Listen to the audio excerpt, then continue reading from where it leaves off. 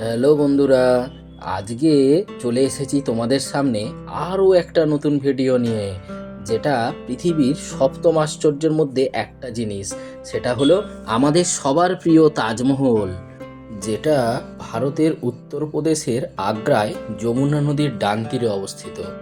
১৬৩১ সালে পঞ্চম মুঘল সম্রাট শাহজাহান তার প্রিয়তমা স্ত্রী মমতাজের স্মৃতির উদ্দেশ্যে এই তাজমহল তৈরি করেছিলেন।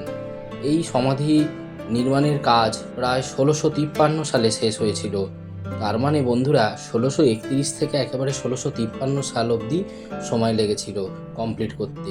সব থেকে আশ্চর্যের বিষয় হলো যে এখানে এই যে শাহজাহান তাজমহলটা তৈরি করতে প্রায় ২০,০০০ শ্রমিককে নিযুক্ত করেছিলেন। বিভিন্ন জায়গা থেকে বিভিন্ন শ্রমিকদেরকে নিয়োগ করেছিলেন।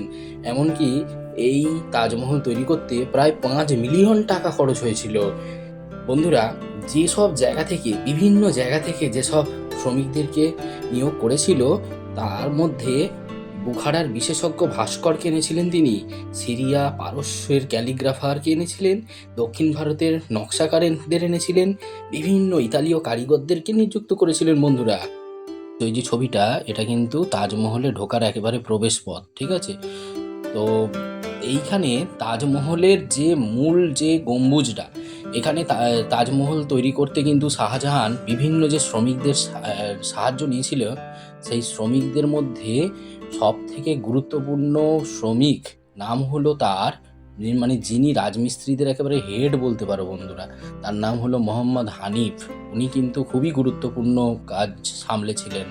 এমনকি বন্ধুরা, একটা কথা এখানে খুবই গুরুত্বপূর্ণ, যে আব্দুল হামিদ লাহোরির ১৬৩৬ সালে তার বাদশাহনামা বইটিতে কিন্তু এই তাজমহলকে রাউজা ই মুনাওয়ারা বলে উল্লেখ করা হয়েছে। বন্ধুরা, এই যে তথ্যটা একটা দিলাম, খুবই গুরুত্বপূর্ণ তথ্য। এবং এই যে তাজমহল দেখতে পাচ্ছ বন্ধুরা, তাজমহলের যে ৪টে পিলার আছে, এই ৪টে পিলার কিন্তু সমাধি ভবনের পাশে ৪টে মিনার আছে। এই মিনারগুলো কিন্তু ৪০ মিটার, বলতে গেলে ১৩০ ফুটেরও বেশি লম্বা। এবং এই মিনারের চারপাশে দেখতে পাচ্ছ বন্ধুরা যে একটা যমুনা নদী বইছে, এবং সম্রাট শাহজাহান কিন্তু এই যমুনা নদীর জলকে ব্যবহার করেই কিন্তু এই তাজমহল নির্মাণ করেছিলেন। বন্ধুরা, এরপর বন্ধুরা দেখতে পাচ্ছ এই যে নকশাটা, একেবারে বিস্তৃত একটা নকশা দেয়া আছে, ক্যালিগ্রাফিক বিভিন্ন ডিজাইন দেয়া আছে। এই ক্যালিগ্রাফিক ডিজাইন কিন্তু মেনলি বলতে হবে যে ফ্লোরিড থুলুথ লিপি দিয়ে তৈরি, যেটা জ্যাসপার বা কালো মার্বেল দিয়ে তৈরি বন্ধুরা, এবং সাদা মার্বেল প্যানেলে খচিত। এবং এই ক্যালিগ্রাফিক মেন ডিজাইন যিনি করেছিলেন তার নাম হলো আমানত খান, যিনি একজন পার্সিয়ান ছিলেন।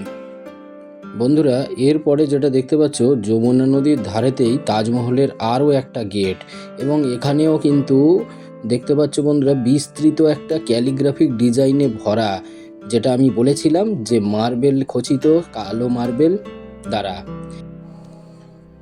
এবার যেটা দেখতে পাচ্ছ, এটা হলো তাজমহলের মূল জায়গা, যার ভিতরে শাহজাহান ও মমতাজের সমাধি রাখা আছে।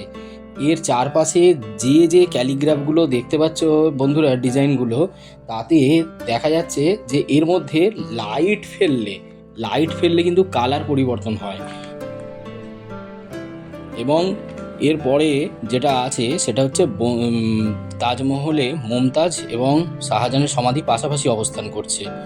এই তাজমহল সম্পর্কে আরও কিছু তথ্য দিচ্ছি বন্ধুরা, যেটা হলো যে ওস্তাদ আহমেদ লাহোরি, যিনি তাজমহলের প্রধান স্থপতি ছিলেন, তিনি অবশ্য আবার দিল্লিতে লালকেল্লার ভিত্তিও নাকি তিনি স্থাপন করেছিলেন। এছাড়া মীর আব্দুল করিম বলে একজন ছিলেন, যিনি এই তাজমহল নির্মাণের মেন তত্ত্বাবধায়ক ছিলেন, এবং জাহাঙ্গীরের কিন্তু প্রিয় একজন স্থপতি ছিলেন। এবং এই তাজমহলটা নির্মাণের যে প্রচুর অর্থ, এই অর্থ মেনটেনেন্সের যে দায়িত্বে তিনিই ছিলেন। তাজমহলের যে মেন গম্বুজটা বন্ধুরা দেখতে পাচ্ছ, সেই গম্বুজটা কিন্তু তৈরি করেছিল ইসমাইল আফান্দি, ওস্তাদ আহমেদ লাহোরি, মীর আব্দুল করিম, এরা এই তত্ত্বাবধানের দায়িত্বে ছিলেন। তো যাই হোক, ১৯৪২ সালে জাপানের যখন বিমান হামলার আশঙ্কা ছিল, তখন ব্রিটিশ সরকার কিন্তু একটা ছদ্মবেশে রাখার জন্য একটা ভাড়া তৈরি করেছিল এই তাজমহলটাকে, যাতে অ্যাটাক না করতে পারে। তাজমহলের আরও একটা আশ্চর্যের বিষয় হচ্ছে যে এই যে সাদা মার্বেল বিভিন্ন রঙের প্রতিফলন ঘটায়। সকালে গোলাপি, দিনের বেলা দুধের মতো সাদা হয়, চাঁদের আলোতে আবার কখনো সোনালি হয়, আবার কখনো কখনো নীল রং ধারণ করে।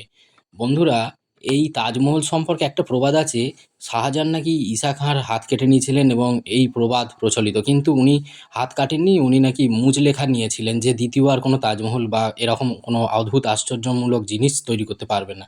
তো যাওয়ার আগে বন্ধুরা একটা কথা বলে যেতে চাই রবীন্দ্রনাথ ঠাকুরের ভাষায়, সেটা হলো কালের কপোলতলে শুভ্র সমুজ্জ্বল। অর্থাৎ তাজমহল সময়ের স্রোতে মুছে যায় না, বরং কালের বুকে এক উজ্জ্বল স্মৃতিচিহ্ন হিসাবে সর্বদা বিরাজমান।